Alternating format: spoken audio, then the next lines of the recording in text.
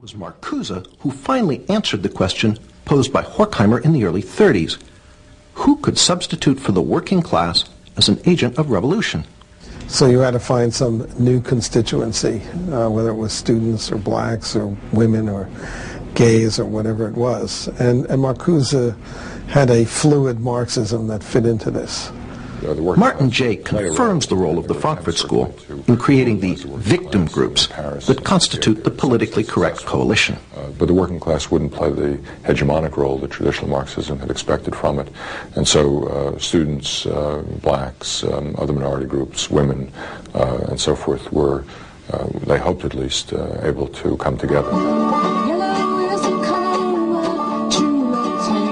Of critical importance for the injection of the Frankfurt School's work into the student rebellion of the 1960s was Marcuse's revival of Fromm's notion of sexual liberation. Marcuse, however, was the main conduit of ideas. But Marcuse had written one important work in the 1950s called Eros and Civilization, a work which attempted to rub Freud against the grain and come out with a radical, even utopian reading of psychoanalysis. And that, combined with Norman O'Brown's Life Against Death, had a great impact on the counterculture and on emphasizing a libidinal element. Marcuse's Eros and Civilization condemned all restrictions on sexual behavior, calling instead for polymorphous perversity. Instead, it argues that at certain early developmental levels of the human psyche, there was a potential for sexual expression, sexual pleasure, which had not yet been organized into the restricted notions of heterosexual sexuality, and that these had some sort of capacity to be reinvigorated. Polymorphous perversity helped open the door to aspects of political correctness, such as gay liberation. This is his idea of what human society, a good human society, should be based on, was a certain kind of polymorphous perversity and narcissism, which, by liberating non-procreative eros, was his term, we would find great enlightenment and great happiness. This was supposed to be the key to utopia. David Horowitz ties Eros and Civilization directly into the 60s rebellion he was part of. Marxism is a bankrupt creed, and was bankrupt by the 50s or earlier. People understood it didn't work. There was no working class that was going to make a revolution. Capitalism, people were happy with capitalism, basically because it spread more money to more people than any other system in history. So they tried to find other sources of revolutionary energy.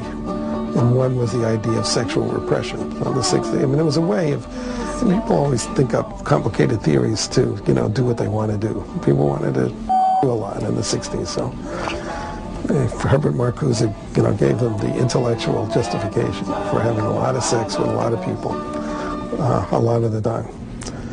That's what Eros and Civilization, that's the title of his famous book on it, is about. Marcuse is also the source of one of political correctness's most notable characteristics, its total intolerance for any viewpoint but its own. Marcuse argued that our free American society was actually a deception, that its true tolerance is somehow repressive, while he argued for something called liberating tolerance.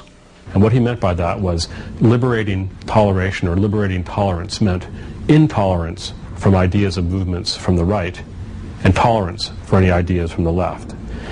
It's a recipe for repression.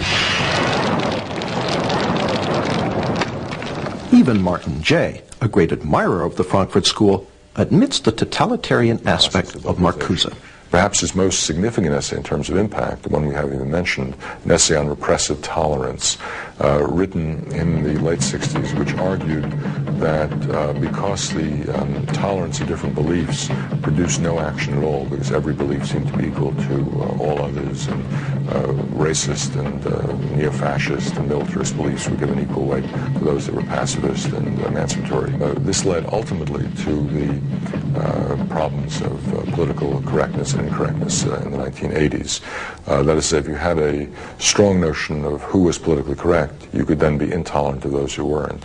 And sometimes this can be used as a license by people on the left to deny free speech to people they disagreed with. Through these works, Marcuse became the main agent of transmission of the Frankfurt School's ideas. Marcuse was a tremendously important influence on the thinking of young people in those days.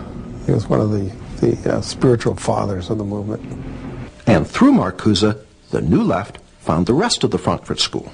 And then in the 1960s, they were rediscovered by students who looked back at the work they'd done and rediscovered a source of a non-traditional, non-communist Marxism, which they found as an inspiration for the student movement in the 1960s. Jay pays Marcuse the ultimate compliment as a revolutionary. He became a kind of celebrity. I mean, in Paris, there were banners that said Marx, Mao, and Marcuse. So he was, luckily because of the alliteration up there with a couple of pretty heavy hitters. And the consequences of the Frankfurt School's work now engulf us all. Martin Jay pays them due credit.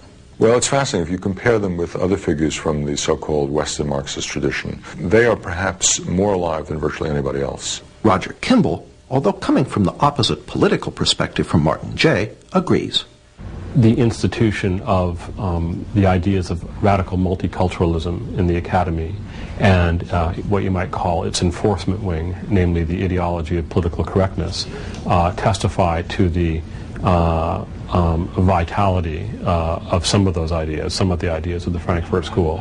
We asked former New Left leader David Horowitz what the members of the Frankfurt School, Horkheimer, Adorno, Marcuse, might think if they could come back and visit one of America's politically correct campuses today. Well, I'm sure they would be thrilled because they would be, gods.